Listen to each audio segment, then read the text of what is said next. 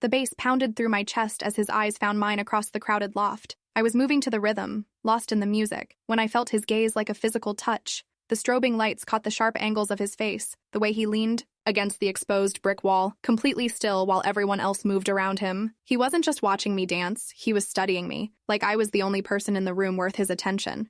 I let my body flow with the beat, aware of every movement now that I knew he was watching. My dress clung to my curves as I swayed, the silk fabric catching the light with each turn. When I glanced back, he hadn't moved, hadn't looked away. The intensity in his dark eyes sent a thrill through me that had nothing to do with the music. Then he started moving toward me, cutting through the crowd with purposeful steps. No hesitation, no doubt. Just a man who knew what he wanted. And what he wanted apparently was me. Hey, quick favor before we dive deeper. If you're feeling this vibe already, smash that like button and hit subscribe. Trust me, you don't want to miss where this goes next. You're incredible, he said when he reached me, his voice cutting through the music. Up close, he was even more striking. Tall, with dark hair that looked like he'd run his fingers through it, and eyes that seemed to see everything. I'm River. Sienna, I replied, not stopping my movement. If anything, I danced closer to him, letting the music guide our bodies into sync. You don't dance? His lips curved into a slow smile. Not usually, but you make it look tempting. The crowd pressed around us, creating our own small bubble of heat and anticipation. He moved with me then, not quite dancing but swaying, his hands finding my waist with confident ease. The touch was electric, sending sparks up my spine. What do you do when you're not mesmerizing strangers at parties? He asked, his mouth close to my ear so I could hear him over the music.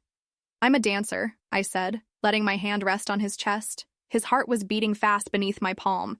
And you? What brings you to a loft party on a Thursday night? Friend of a friend, he said, but his attention was entirely on me. Though I'm starting to think fate had something to do with it.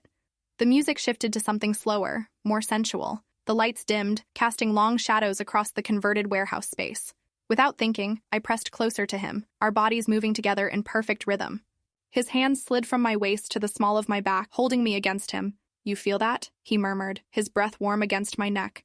I did feel it, the magnetic pull between us, the way the air seemed to thicken with each passing second. The party continued around us, but we might as well have been alone. The music? I teased, though my voice came out breathier than intended. You know what I mean. His fingers traced small circles on my back through the thin fabric of my dress. This connection. It's not something you find every day. He was right. There was something about him that drew me in, made me want to know everything about the thoughts behind those intense eyes. The way he touched me was confident, but not presumptuous, like he was asking permission with every caress. Want to get some air? He suggested, though his eyes never left mine. I nodded, suddenly needing space to breathe, to think clearly. But when he took my hand and led me toward the far end of the loft, away from the crowd, I realized thinking clearly was the last thing on my mind. The party had taken over the main floor of the converted warehouse, but River seemed to know exactly where he was going. He guided me up a narrow staircase I hadn't noticed before, past the noise and heat of the crowd below. Where are we going? I asked, though I didn't slow down. Somewhere we can actually hear each other, he said, glancing back with that same intense look that had captured me from across the room.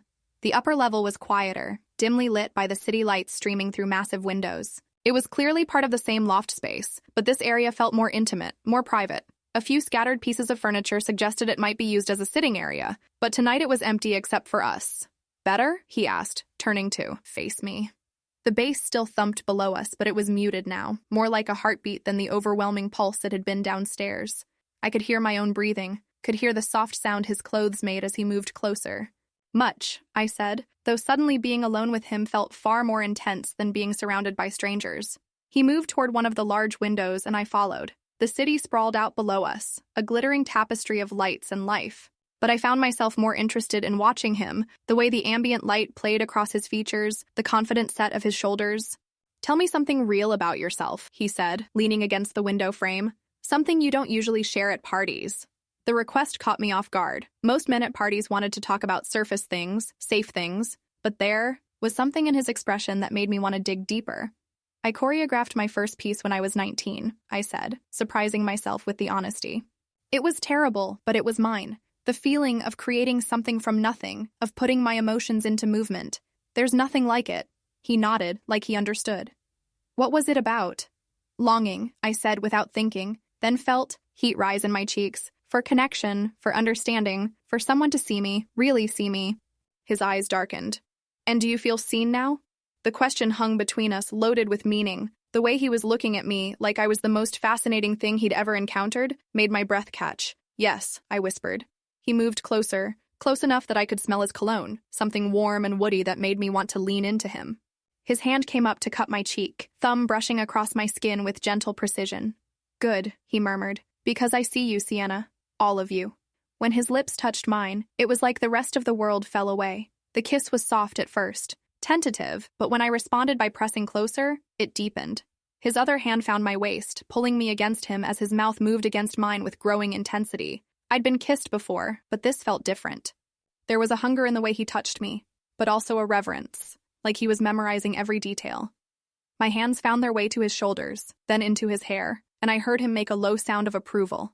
When we finally broke apart, we were both breathing hard. His forehead rested against mine, and I could feel the tremor in his hands where they held me. Sienna, he said, my name like a prayer on his lips. I know, I breathed, because I felt it too. The pull, the need, the way every cell in my body was crying out for more of his touch. He kissed me again, deeper this time, his hands roaming over my back, my sides, mapping the curves of my body through the silk of my dress. I arched into him, wanting to be closer, wanting to feel the heat of his skin against mine. His lips moved to my neck, finding that sensitive spot just below my ear that made me gasp. He smiled against my skin at the sound, then continued his exploration, pressing soft kisses along my throat while his hands tangled in my hair.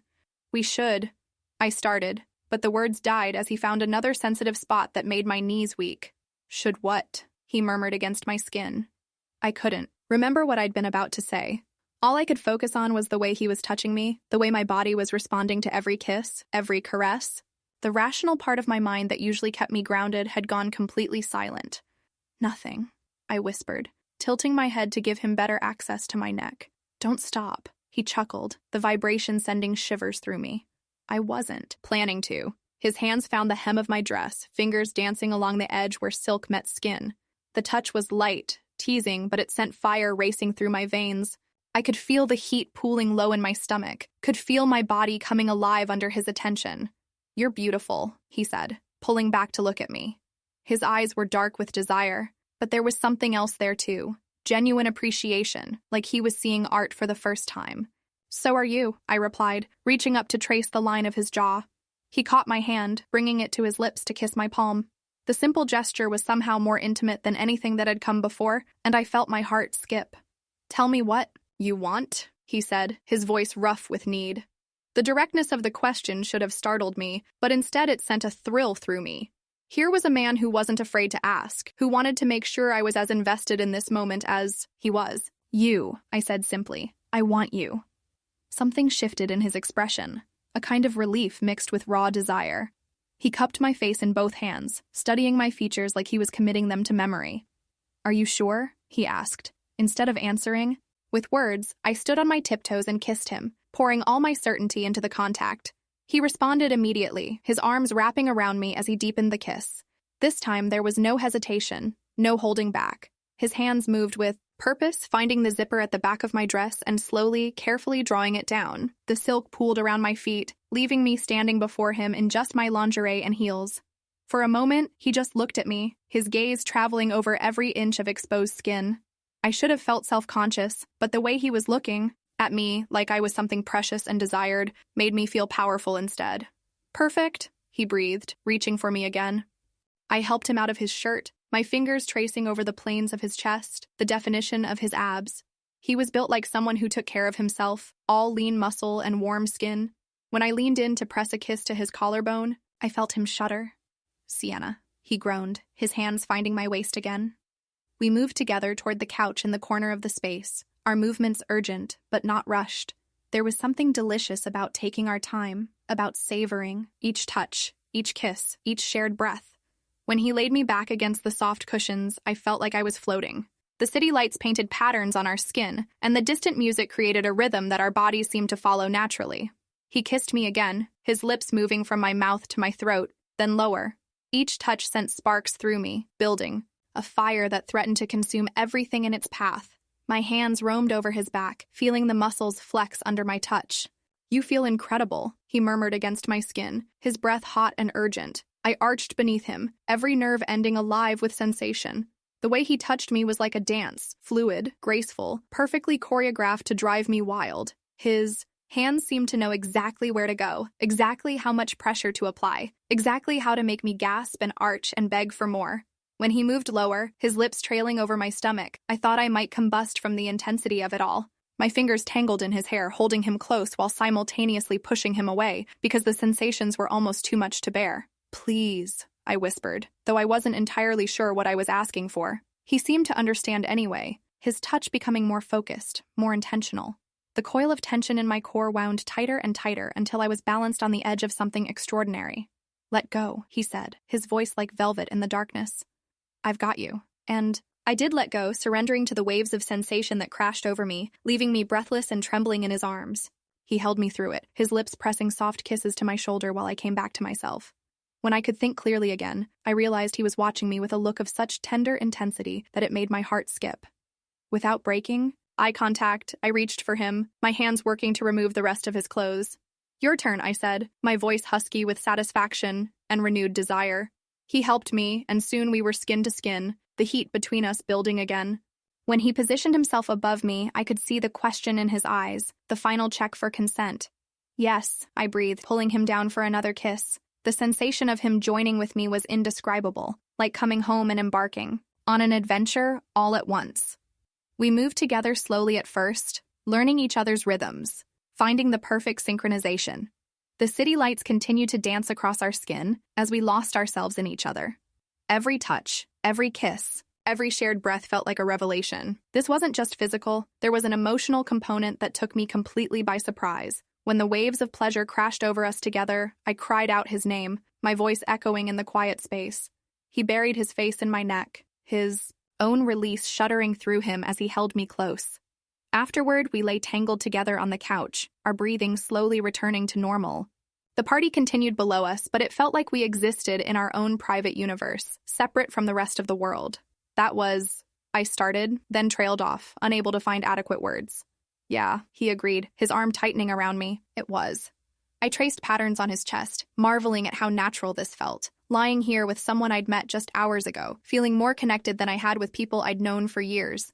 "What happens now?" I asked, the question slipping out before I could stop it. He was quiet for a moment, his fingers combing through my hair. "I don't know," he said honestly, "but I know I don't want this to end here." Relief flooded through me. I'd been afraid he might see this as just a one-night encounter, something to be forgotten by morning. But the sincerity in his voice suggested otherwise. "Neither do I admitted. We talked quietly as the party wound down below us, sharing stories and dreams and the kind of intimate details you usually only share with close friends. I learned that he was an architect, that he'd grown up in Colorado, that he'd been traveling for work when his friend convinced him to come to the party. "Best decision I've made in years," he said, pressing a kiss to the top of my head. As the night wore on, we found ourselves reaching for each other again, the attraction between us as strong as ever. This time our movements were slower, more languid, like we had all the time in the world to explore each other. The second time was different from the first, less urgent but no less intense. He worshipped my body with his hands and mouth, taking his time to discover every sensitive spot, every place that made me gasp and arch beneath him. When I returned the favor, mapping his body with my lips and tongue, he made sounds that sent shivers of satisfaction through me. There was power in being able to affect him this way, in watching his careful control slip away under my touch. We moved together again with a rhythm that felt ancient and new all at once. The connection between us had deepened, transcending the physical to become something that touched my soul. When we reached our peak together this time, it was with a kind of tender intensity that left me shaking. He held me close as we came down from the high, his lips pressing gentle kisses to whatever skin he could reach. "Sienna," he murmured, and the way he said my name made it sound like poetry. The party had ended at some point while we were lost in each other. The music had stopped, and the building had grown quiet except for the distant sounds of the city below. We were alone in our makeshift sanctuary, wrapped in each other's arms as dawn began to creep across the sky. "I should probably go," I said reluctantly, though I made no move to leave his embrace. "Probably," he agreed, but his arms tightened around me. We lay there for a few more minutes, neither of us willing to break the spell. Eventually, reality intruded enough that we began the slow process of getting dressed, He helped me with my zipper, his fingers lingering on my skin. "Can I see you again?" he asked as we prepared to leave our private sanctuary. "I'd be disappointed if you didn't ask," I replied, standing on my tiptoes to kiss him one more time. We exchanged numbers, made tentative plans for dinner later in the week.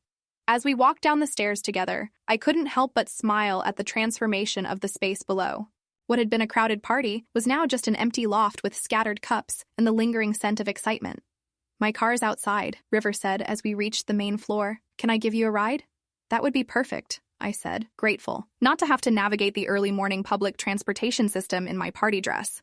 The ride to my apartment was filled with comfortable conversation and stolen glances. When he pulled up in front of my building, neither of us seemed ready to say goodbye. "So, dinner Thursday?" he confirmed, his hand finding mine across the console. "Thursday," I agreed, squeezing his fingers. He walked me to my door, ever the gentleman, and kissed me goodbye with a tenderness that made my heart flutter. I watched from my window as he drove away, already counting the hours until I would see him again.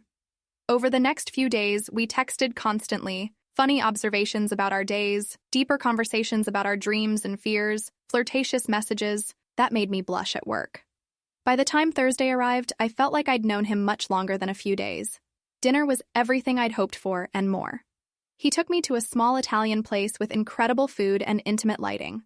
We talked for hours, the conversation flowing as easily as it had that first night. When he walked me home, the sexual tension between us was palpable. "Coffee?" I offered when we reached my door, though we both knew I wasn't really asking about coffee. His smile was answer enough.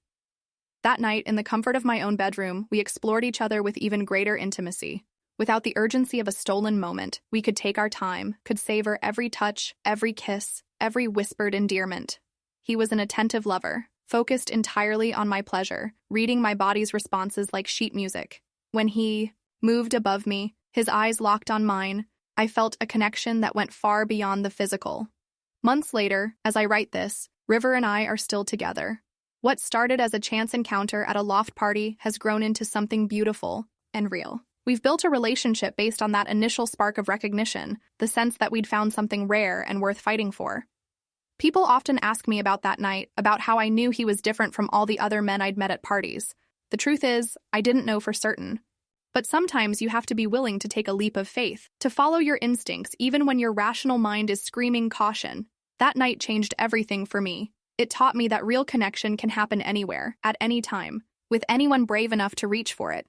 It showed me that the best moments in life often come when we're willing to step outside our comfort zones and embrace the unknown. So here's my question for you. Have you ever had a moment like that? A time when everything aligned perfectly, when you met someone who made you forget about being careful and just made you want to dive in head first? What did you do? Did you take the leap, or did you let caution hold you back? I want to hear your stories in the comments, the real ones, the messy ones, the ones that changed everything. And if you enjoyed this journey through one of the most pivotal nights of my life, don't forget to like this video and hit that subscribe button. There are so many more stories to tell, and I promise they're worth the wait. Until next time, keep dancing to your own rhythm and never be afraid to follow where it leads.